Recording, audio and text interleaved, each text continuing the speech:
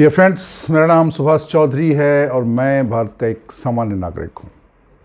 आज का वीडियो बहुत इंपॉर्टेंट है हमारे सारे सीनियर सिटीजन फ्रेंड्स के लिए, दोस्तों के लिए, मित्रों के लिए, बुज़ुर्गों के लिए, जिनकी उम्र जो रिटायर्ड हो गए हैं, जो रिटायरमेंट जिनकी होने वाली है, जो रिटायर हो गए हैं 60, 65, 70 या 55, 60 उसके ऊपर जितनी जो लोग हैं, उन सब के लिए वीडियो बहुत इंपॉर्टेंट है। आज हम बात करेंगे, ऐसी गहरी बात करेंगे, ऐसे मंत्र आपको देंगे कि आप ज़िंदगी में रिटायर होने के बाद कभी दुखी होगे भी नहीं, हमेशा खुश रहोगे। आप एकदम इंस्टेंट हैप्पीनेस मिलेगा, पीसफुल रहोगे, शांतिपूर्ण जीवन आपका बीतेगा। बस आपको ये 8-9 काम करने हैं जो मैं बताने जा रहा हूँ, आपको इंस्टेंट हैप्पीनेस मिलेगा। बहुत सारी चीज़ें हैं, बहुत सारे रूल्स हैं जो आपने अपने सामान्य जीवन में अपनाया, उसे किया, और अब उन नियमों को थोड़ा बदलने की ज़रूरत है क्योंकि समय के साथ, वक्त के साथ, उम्र के साथ कुछ चीज़ें बदल जाती हैं। जो आप थे वो आप नहीं हैं, और जो आप अब हैं वो नहीं रहेंगे। तो ये परिवर्तन बहुत ज़्यादा होता है, गतिशीलता जीवन में बनी रहती है। इंसान का जीवन बदलता रहता है, बचपन से जवानी, जवानी से फिर बुढ़ापा, और बुढ़ापे से फिर अंत की ओर की यात्रा। लेकिन एक चीज़ इम्पोर्टेंट है, चाहे आप बचपन में हो, चाहे जवानी में हो, चाहे जॉब में हो, चाहे रिटायर हो गए, एक चीज़ मैं बोलूँगा, हर इंसान का, हर व्यक्ति का हक है, वो है हैप्पीनेस, वो है खुशी, वो है शांति, वो है प्रेम, वो है मन का शांत होना। ये सबके लिए ज़रूरी है। हर इंसान चाहता है कि वो शांत रहे, वो खुश रहे, प्रसन्न रहे। तो कुछ चीज़ों को आपको तिलांजलि दे देना है, छोड़ देना है, कचड़े के डब्बे में उठा के फेंक देना है। 9 थिंग्स, 9 चीज़ें मैं बताने जा रहा हूँ, इनको आप कचड़े के डब्बे में फेंक दीजिए। इसको अगर आपने छोड़ दिया तो आपका ज़िंदगी संवर गया। देखिए, हमें सिखाया गया कि चीज़ों को अर्जित करो, जमा करो, स्किल डेवलप करो, धन जमा करो, ज्ञान जमा करो, और उसी चीज़ में आ जाता अभिमान जमा करो, स्वार्थ जमा करो ये भी साथ में आता है। तो आज मैं बताने जा रहा हूँ वो 8-9 चीज़ें जो आपको छोड़ देनी है, और जैसे ही आपने छोड़ा आप बिल्कुल हल्के हो गए। देखिए, अगर कंधे पे बहुत सारा बोझ लगातार रहेगा तो आप चल पाओगे क्या? नहीं चल पाओगे ना, ठीक है ना। आप जब जवान थे, या अगर कोई जवान हैं, तो आप पर्वतारोहण करते हैं, पर्वत पे चढ़ते हैं, हिमालय पे चढ़ते हैं, पहाड़ी पे चढ़ते हैं, पीठ पे पीछे इतना लदा रहता है उसको।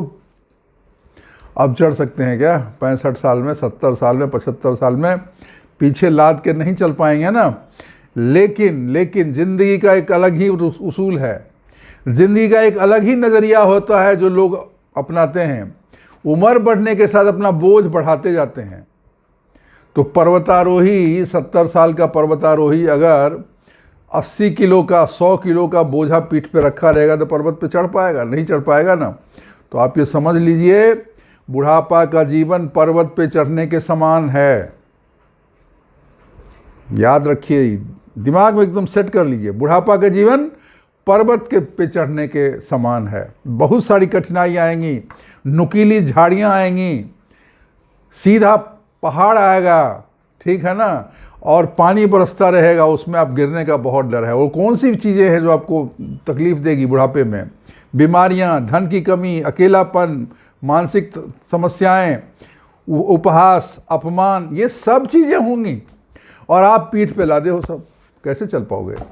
तो 9 चीज़ें, 8 चीज़ें मैं बोलना, उसको छोड़िए। सबसे पहली चीज़, शिकायत करने का काम बंद करिए। बस खत्म, फिनिश। कॉन्स्टेंट कंप्लेनिंग, लोगों की बहुत प्रॉब्लम है। जब जॉब में रहेंगे तब तो शायद शिकायत कम करेंगे, लेकिन जैसे रिटायर हुए बस उनकी शिकायत, अरे आज का जनरेशन बहुत ख़राब हो गया, आज के लड़के कितने ख़राब हो गए, अरे हमारे बच्चे कितने बुरे हैं यार, मेरा लड़का मेरा ध्यान नहीं देता, मेरी बहू मेरी ध्यान नहीं देती है, मेरे बच्चे मुझसे बात नहीं करते हैं, मेरा पड़ोसी मुझे भाव नहीं दे रहा है, मेरा रिश्तेदार मुझे अवॉइड करता है। शिकायत, इतनी शिकायत करते हो कि आपको सारा शरीर में सिर्फ शिकायत भरा रहता है, और शिकायत भरे रहने से क्या होता है, आप विक्टिम मेंटेलिटी हो जाती है। मतलब आपको लगता है आपके साथ अत्याचार हो रहा है, जबकि ऐसा हो नहीं रहा है, वो आपको लग रहा है। और अगर हो भी रहा है तो बोलना क्यों, ऐसा सोचना क्यों? जो चीज़ अच्छी है उसके बारे में सोचो, जिस चीज़ से शिकायत है उससे दूर हो जाओ, उसको इग्नोर करो, उस पर ध्यान मत दो, क्योंकि ये ऐसी चीज़ है, बुराई ज़्यादा सोचने से बुराई की तकलीफ बढ़ती है, लेकिन अच्छाई के बारे में सोचने से अच्छाई बढ़ती है। तो सबसे बड़ी चीज़ है कि इसको छोड़ दीजिए, ये आपकी सारी एनर्जी को खा जाता है, चूस लेता है, आप एकदम वीक हो जाते हो। अब दिन भर शिकायत ही करते रहोगे, ताकत कहाँ से आएगी? ताकत तो आता है पॉजिटिविटी से, ताकत आता है काम करने से, ताकत आता है खुश होने से, ताकत आती है स्माइल होने से, ताकत आता है ग्रोथ होने से, ताकत आता है उम्मीद पे आगे बढ़ने से। तो आप तो उल्टा चल रहे हो। तो अगर आपको आदत है लोगों का कंप्लेन करने के, लोगों में है कमी, मैं नहीं बोल रहा हूँ नहीं कमी है, कमी है, फिर भी आप उसकी शिकायत मत करो। आपको जो करना है करो, लेकिन शिकायत मत करो, और मन में शिकायत का भाव भी मत लाओ। पहली चीज करके देखना, बहुत फायदा होगा। दूसरी चीज, दूसरों से कंपेयर करना। अरे यार उसको सरकारी नौकरी मिल गई, मैं प्राइवेट में ही रह गया, अभी इसका क्या करना है? मुझे भी मिला था, मैं नहीं गया था। अरे भी हो गई 30 साल पुरानी बात, 35 साल पुरानी बात। उसको पेंशन मिलता है यार, मुझे नहीं मिलता है। और उसके बेटे उसको बहुत ध्यान रखते हैं, उसके लिए देखो कितना बढ़िया गिफ्ट लाते हैं। मेरा बेटा तो मेरे से ढंग से बात ही नहीं करता है, उसकी तो नौकरी ही बहुत छोटी है।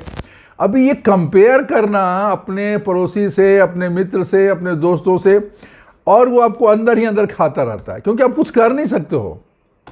जो भी होना था हो गया, और जो होना होगा हो जाएगा। अभी जब आपको करना था तब तो आपने किया नहीं, और नहीं किया तो ठीक है ना, क्या दिक्कत है? आपने भी कुछ मजे किए होंगे जो उसने नहीं किए होंगे, आपका भी कुछ अपना अलग। देखिए जिंदगी में हर इंसान का रास्ता अलग होता है, हर इंसान का रास्ता अलग होता है, यूनिक होता है, क्योंकि हर इंसान की जिंदगी यूनिक है। किसी को कुछ मिला है तो उसी ने कुछ खोया भी है, शायद आपको न पता हो, उसने कुछ खोया भी होगा। हो सकता है कि वो रातों की नींद खो दिया हो सकता है उसके पैसे उसके बच्चे के पास बहुत हो, लेकिन उनको वैल्यू नहीं करता होगा।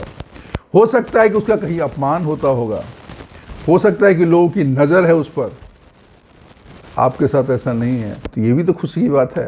तो दोस्तों, कंपेयर करना दूसरों से बंद करिए, stop comparing yourself to others, ठीक है ना? क्योंकि आपकी यात्रा अलग है, उसकी यात्रा अलग है, आप अलग इंसान हैं, वो अलग इंसान है, उसकी ज़िंदगी अलग है। आप जैसे हो उसमें मस्त रहो, खुश रहो, जो मिला है जैसा भी है, बस। कहावत है ना, अल्लाह मेहरबान तो गधा पहलवान। तो आप पे अल्लाह मेहरबान है, ईश्वर आप पे मेहरबान है, भगवान आपको दे रहा है, आप खुश रहो ना, जो है वही बहुत है। उन लोगों को देखो जिनको 2 जून की रोटी भी नहीं मिलती है, जो सड़क पे सोते हैं। मैं जाता हूँ सब्जी लेने के लिए, जस्ट एग्जाम्पल दे रहा हूँ। एक औरत, मैं पिछले 3-4 साल से देख रहा हूँ, बारिश में, गर्मी में, बारिश बरसता रहता है। बॉम्बे में बारिश बरसते ही रहता है, दिन पूरे 4 महीना बरसता है। उसमें औरत एक छोटे बच्चे को लेके, उसके पास एक छोटा बच्चा है और एक दूध पीता बच्चा है, और वो अकेले रोड के किनारे, उसके पास दुकान भी नहीं है, झोपड़ी लगा के या कुछ ऐसा कुछ लगा के सब्जियां बेचती रहती है 10 बजे 9 बजे रात तक। वो बच्चे को कहाँ रखेगी, आदमी को सब्जी कैसे बेचेगी? और उसका घर भी कहीं नहीं है, घर है नहीं उसके पास, कहीं किनारे कहीं सो जाती है। और फिर भी आप उससे बात करो तो उसके चेहरे पे स्माइल होती है, सब अपने सब्जी की तारीफ करती है, ये सब्जी अच्छा है, ताज़ा है। जिंदगी बिल्कुल अलग होती है इंसान के लिए। आप उसको अगर देखोगे, तकलीफ में लोगों को जब देखोगे, तो आपको याद होगा, आपको यकीन होगा, आपको विश्वास होगा कि आप कितने खुश नसीब हो, ईश्वर की कितनी मेहर है आप पे, कितनी मेहरबानी है आप पे। लेकिन आप उस मेहरबानी को याद नहीं रखते हो, सिर्फ इसको याद रखते हो, मुझे ये नहीं मिला, मुझे वो नहीं मिला, उसको ये मिल गया, अरे उसको मिल गया। स्टॉप इट, इसको बंद करिए। तीसरी चीज, जिन इंसान से दिक्कत है, जिन चीज़ों से दिक्कत है, उसका फोटो घर में लगाए रहोगे, उसकी चीज़ें सहेज के रखोगे। अरे अब तो मेरा वो दुश्मन बन गया, लेकिन किसी ने मुझे एक गिफ्ट दिया था। जो इंसान नज़र से गिर गया, दिमाग से गिर गया, आपको उससे तकलीफ होती है उसको याद करने से, तो उसके निशानी को भी दूर करो। अरे अब 10 साल तो मुश्किल से 15 साल 20 साल तो बची हुई है, 15-20 साल जो भी बचा हुआ है, खुश रहो ना। पुरानी यादों के लेके, पुराने झंझट को लेके, पुराने बोझ को लेके क्यों चल रहे हो भाई? क्यों? क्या मिलेगा इससे? कुछ नहीं मिलेगा, सिर्फ बोझ। ये सब जो पीठ का बोझा है जो आप लाद के चल रहे हो, और आप चल नहीं पा रहे हो, लेकिन बोझ नहीं हटा रहे हो आप, तो छोड़ो उसको, उनकी निशानियों को छोड़ दो। ठीक है, तीसरी चीज़ हो गई। 3 चीज़ याद कर लीजिए। चौथी चीज़ बता रहा हूँ, बहुत इंपॉर्टेंट है। जहाँ गए 5 आदमी से मिले, अपना बीमारी का रोना शुरू हो गए। मुझे हार्ट का प्रॉब्लम है, मुझे पेशाब का प्रॉब्लम है, मुझे रात में ये होता है, मुझे गैस बनती है, मैं चल नहीं पाता हूँ, मेरे जॉइंट। अरे भाई हो गया ना, कितना दिन रात वही बोलते रहोगे? उसका इलाज करो। कभी बोल दिया किसी को ठीक है, कभी एक बार बात हुई कह दिया, लेकिन सुबह शाम ये बीमारी का रोना, वो बीमारी तो आपका ठीक नहीं होगा, लेकिन आप में क्या हो जाएगी, एक निगेटिविटी घर कर जाएगी, और आपके दोस्त मित्र आपसे दूर भागेंगे। ये आपको दुख ही पैदा करेगा। ठीक है, तो ये जो है ना, इसके हिसाब से आपका प्रॉब्लम बढ़ जाएगा। तो ये नेगेटिव साइकिल है। एक बार किया, फिर दूसरी चीज़ वही चीज़ बोलेंगे, फिर धीरे धीरे लोग आपसे अलग हो जाएंगे। अरे यार, ये हमेशा जब आता है तो अपना रोना ही तो होता रहता है। कोई तो आपको हेल्प नहीं कर रहा है, उससे कुछ आपको हेल्प नहीं मिल रही है, तो इतना दुखड़ा क्यों रोना? खुश रहो, हंसो, हंसाओ, लोगों से मिलो, उनकी कहानियाँ सुनो, अपनी कहानी बताओ, हंसने की कहानी, पॉजिटिव चीज़ बताओ, खुशी की बात बताओ, प्रसन्नता की बात बताओ, खूबसूरती की बात करो, ज़िंदगी की बात करो, ईश्वर की बात करो, लेकिन हैप्पीनेस की बात करो, पॉजिटिविटी की बात करो। ये बीमारी का चर्चा बंद करिए। ठीक है, 4 चीज़ हो गई। 5वीं चीज़, जो लोगों से आपको तकलीफ हो, जिसको मिलने से आपको बोझ लगे, जिस इंसान को मिलने से आपको लगे कि मैं भारी हो गया, मुझे खुशी नहीं मिली, वो मिल के गया तो बड़ा उलझन होने लगा। ठीक है ना, हमारे यहाँ बोलते हैं उसकी शक्ल मुझे अच्छी नहीं लगती। तो जो आदमी आपको नहीं अच्छा लगता है, जिस आदमी की आपको शक्ल नहीं, उसे मिलिए मत, उससे बात मत करिए, उससे दूर हो जाइए। जो आपको ड्रेन करता है, जब आपकी ताकत को चूस लेता है, आपको कमज़ोर बनाता है, आपको नीचा दिखाता है, आपको अपमान करता है, आपकी मदद नहीं करता है, ऐसे लोगों से दूर हो जाइए। इसमें आप बिल्कुल क्रूएल हो जाइए, इसमें लिहाज मत करिए। अरे कैसे बोलूँ, मैं कैसे करूँ? लिहाज किया, वो इंसान गया, लिहाज नहीं करना। अब आपको क्या लिहाज? यू आर 60+ भाई, आपने ज़िंदगी जी ली, तो बोनस लाइफ है, तो लिहाज ख़त्म। जैसे ही आप लिहाज ख़त्म, अरे भाई जाओ यार, मेरे पास टाइम नहीं है, ये सब कहानियाँ मत सुनाओ। एक बार बोल दिया, अगले बार से वो आएगा ही नहीं। ठीक है ना, क्योंकि वैसे भी आपके लिए यूजलेस है, वो आपके लिए काम तो करेगा नहीं। जब ज़रूरत होगी तो आपको दवाई देगा, न इलाज करेगा, न समय पे आएगा, न आपकी हेल्प के लिए खड़ा रहेगा। ऐसे बोझ व्यक्ति को क्यों सर पे लादे हो? क्यों उसके पीछे समय गंवाते हो? क्यों उसके लिए पैसे बर्बाद करना है? क्यों उसके साथ एनर्जी खराब करना है? तो इनको जो है ना, अपने हेल्थ के लिए, अपने खुशी के लिए उनको दूर कर दीजिए। ठीक है, 6ठी चीज़, जो किया सो किया। हर चीज़ को घर में, परिवार में, फैमिली को, दोस्तों को जस्टिफाई क्यों करना है? हमने ऐसा किया ना क्योंकि ऐसा ज़रूरी था, इसमें ये हो जाता, अगर मैं नहीं करता तो ये हो जाता। बहुत लोगों की आदत होती है, वो अगर एक समोसा खाएंगे, किसी से मिलने जाएंगे, किसी बीमार व्यक्ति से बात करेंगे, उसका भी वो बताएंगे, फिर मैं इसलिए मिला, मेरा ये हो गया। क्यों बताना भाई? You did it, it's okay, you liked it, आपको मन था मिलने का, आप मिल लिए, आपको मन था कुछ करने का, आपने कर डाला। इसको जस्टिफाई करना ये ठीक नहीं है, क्योंकि you are not suppose to give your explanation. और कौन है? आप तो खुद ही बड़े हो, आप तो बुजुर्ग हो गए, आपको कौन सवाल करेगा? और करेगा तो बोलो मैं नहीं बताता यार मेरा मन हुआ, मैंने किया, बस। ओके, दैट्स ऑल, जाओ, हो गया। क्रिएट दैट एटीट्यूड, मैं ही मैं हूं, दूसरा कोई नहीं, बस ये एटीट्यूड बनाइए। ये खासकर उन लोगों के लिए बोल रहा हूं जो हर चीज में सफाई देते हैं, हर इंसान से डरते हैं, हर इंसान का लिहाज रखते हैं। मत करो ना, ये बोझ सर पे, लिहाज का बोझ मत रखो। जिस दिन ये बोझ हटा दोगे, लगेगा थोड़ा और हल्के हो गए हम, ये बहुत ज़रूरी है कि we have to stop justifying our decision. Whatever decision we have taken, whatever decision we have done, whatever we have done it. I don't need to explain everybody. मुझे किसी को explain करने की जरूरत नहीं है. मुझे नहीं कुछ बताना मैंने क्यों किया, मेरा मन था मैंने किया. अनलेस अनटिल कोई उससे अफेक्ट नहीं हो रहा है. हाँ, अगर उससे किसी को आदमी को प्रॉब्लम हो रही है, उसकी वजह से कोई अफेक्टेड है, ओके देन इसका एक रीज़न बनता है. लेकिन अगर किसी को कोई अफेक्ट नहीं हो रहा है, मेरी ज़िंदगी उसके साथ मैं क्या करूं, वाई समबडी एल्स, उसको मैं क्यों बोलूं. तो ये बहुत ज़रूरी है. ये तो आप सब लोग सीख लीजिए. जो कर रहे हैं अच्छा है, जो नहीं कर रहे हैं वो आदत छोड़ दें. ठीक है. 7वीं चीज़, लोग बहुत डरते हैं परिवर्तन से. अरे टेक्नोलॉजी चेंज हो रहा है, दुनिया चेंज हो रहा है, समय चेंज हो रहा है, लोग चेंज हो रहे हैं, आप भी थोड़ा चेंज करो. और हर चीज़ को, हमारे ज़माने में तो ऐसा होता था, हमारे ज़माने में वैसा होता था. अरे होता था, अब तो नहीं होता है ना. मुझे याद है बहुत साल पहले 2006-07 में किसी कारण से मुझे उसमें फ़्लाइट से कहीं जाना था. तो जो मैंने टिकट बुक किया तो मुझे ऑनलाइन भेज दिया. जिसे बुक कराया था उसने मुझे मेल पे भेज दिया. हमने कहा मुझे यार हार्ड कॉपी चाहिए. अरे सर हार्ड कॉपी की ज़रूरत नहीं, इससे काम हो जाएगा. लेकिन मैं फिर भी, मुझे लगता था यार टिकट तो हार्ड कॉपी ही चाहिए. तो मैंने जाके प्रिंट लिया, उससे टिकट का कॉपी लिया. लेकिन अभी उसकी कुछ ज़रूरत नहीं है. टेक्नोलॉजी चेंज हो गया. अभी तो रेलवे का, ट्रेन का भी टिकट के लिए कॉपी का ज़रूरत नहीं होता है. आपके मोबाइल में पड़ा हुआ है, दिखा दो, हो गया. कौन उसको प्रिंट कराए, कौन उसको करने जाए. तो टेक्नोलॉजी बदलता है, रूल्स बदलते हैं, चीज़ें बदलती हैं ना. तो आपको उसके साथ अपने को आत्मसात करना है. ठीक है. कुछ नया करना है, करो. If you want to do something new, do it. डर के मारे मत बैठे रहो. अरे मैं फेल कर जाऊंगा, अरे मेरे से नहीं होगा, मेरी उम्र हो गई. अरे उम्र हो गई तो क्या, कभी तो शुरू करते हैं ना. अभी मौका है शुरू करने का, शुरू करो. और होगा कैसे नहीं, अगर आपने proper planning, proper thought process लेके, पूरा विचार करके, पूरा कंसेप्ट लेके, प्लान करके कोई काम कर रहे हो तो ज़रूर होगा. और अगर नहीं होगा तो फिर से करेंगे.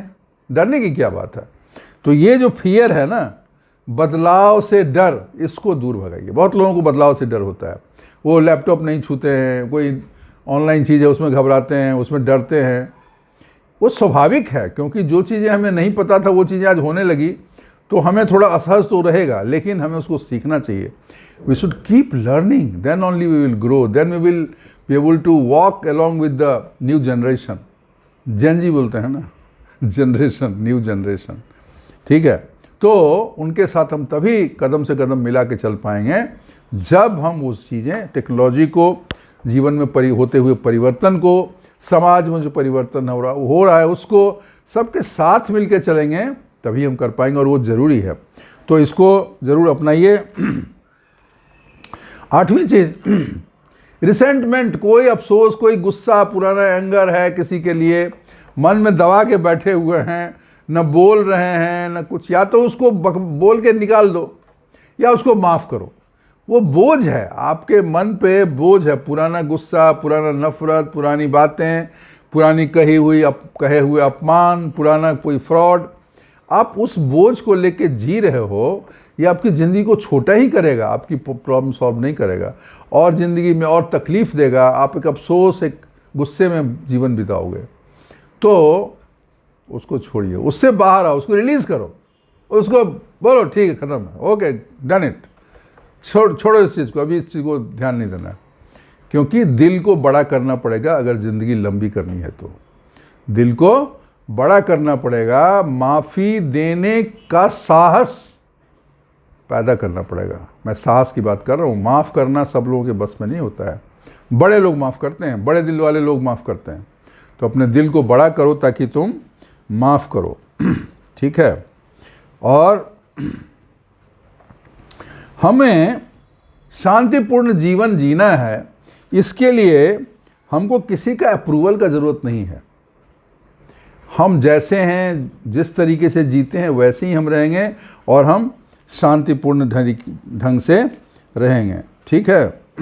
उसके लिए आपको कभी एकांत भी रहना चाहिए. ठीक है ना. अपने मन के अंदर जाना चाहिए और समझना चाहिए कि मेरे लिए क्या ज़रूरी है.